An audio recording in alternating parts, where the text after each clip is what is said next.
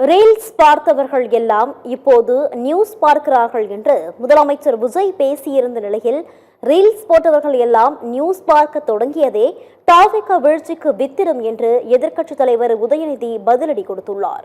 முன்னெல்லாம் சட்டசபையில் யார் பேசுனா நமக்கு என்ன, யார் அடிச்சுக்கிட்டா நமக்கு என்னன்ற இருந்த கூட்டம்லாம் இப்போ சட்டசபையில் என்ன நடக்குது, என்ன பேசிக்கிறாங்கன்றது ரொம்ப உன்னிப்பாக கவனிக்கிறாங்க. கவனிச்சிங்களா? திமுக ஸ்டைல்லையே சொல்லணும்னா ரீல்ஸ் போட்ட கூட்டம்லாம் இப்போ நியூஸ் பார்த்துக்கிட்டு இருக்கிறாங்க. நான் காஞ்சிபுரத்தில் சொன்னதை தான் இங்கே நான் திரும்பவும் ரிப்பீட் பண்ணுறேன். நீங்கள் தற்குறின்னு சொன்னீங்களே, அவங்க தான் உங்களோட அரசியல் வாழ்க்கையே ஒரு கேள்விக்குறி ஆக்கி இருக்கிறாங்க. திமுக இப்படி ஆனதுக்கு காரணம் உழைக்காம சொகுசா இருக்கிற உங்க குடும்பத்துக்குள்ளேயே போய் கேளுங்கிறாங்க. ஒவ்வொரு திமுக தொண்டனும் அதை சொல்றாங்க. அதை புரிஞ்சிக்காம நம்மளையும் நம்ம மக்களையும் தப்பா பேசிக்கிட்டு, நீங்க மக்களை தப்பா பேசுனீங்கன்னா இந்த விஜய் வந்து கேள்வி கேட்பான், சும்மா இருக்க மாட்டான். அடுத்து இப்ப நம்ம புதுசா அந்த சூட்லாம் போட்டு வரோம்ல, அதை பத்தி கூட நிறைய பேர், ஏன் நாமெல்லாம் கோட் சூட்லாம் போடக்கூடாதா? அதிகாரம் செய்யறவங்களும் ஆதிக்க சக்திகளும் மட்டும்தான் கோட் சூட்லாம் போடணுமா என்ன? அப்பெல்லாம் எதுவுமே கிடையாது. நான் என்ன கலர் கலராவா போட்டு வரேன்? ரெண்டே கலர், நம்ம எல்லாரும் மனசு மாதிரியே பிளாக் அண்ட் ஒயிட். எல்லாத்திலும் பிளாக் அண்ட் ஒயிட்டா இந்த விஜய் இருப்பான் அப்படின்னு காட்டுறதுக்கு தான் அந்த கலர். அடுத்து அந்த பிளாக் கூட யாரை குறிக்கும் எதை குறிக்கும்ன்றது நான் சொல்லி தான் தெரியணும்னு அவசியம் இல்லை, அது உங்களுக்கே நல்லா தெரியும்.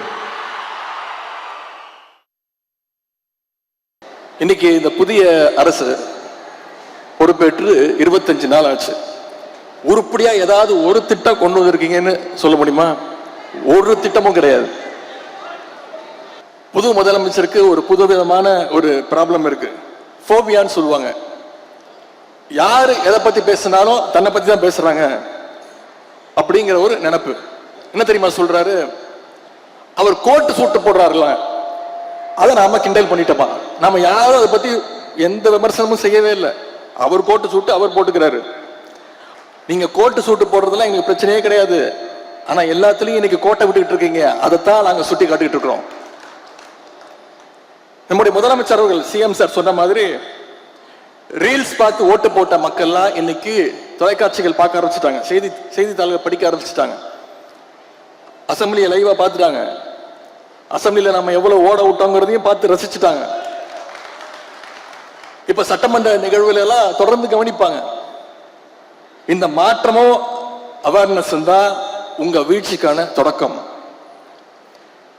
எல்லாத்துக்கும் திமுக மேல பழி போட்டு தப்பிச்சா நினைக்கிற உங்களோட கனவு இன்னைக்கு ஒரு நாள் பழிச்சிருக்கலாம், என்னைக்கும் பறிக்காது. தமிழ்நாட்டு மக்கள் விரைவில் உங்களுடைய முகத்திரைய கிழிப்பாங்க, உங்களுடைய உண்மையான முகத்தை அவங்க பார்ப்பாங்க. இந்த கவர்ச்சி அரசியலுக்கு நிச்சயம் ஒரு முடிவரை எழுதுவாங்க.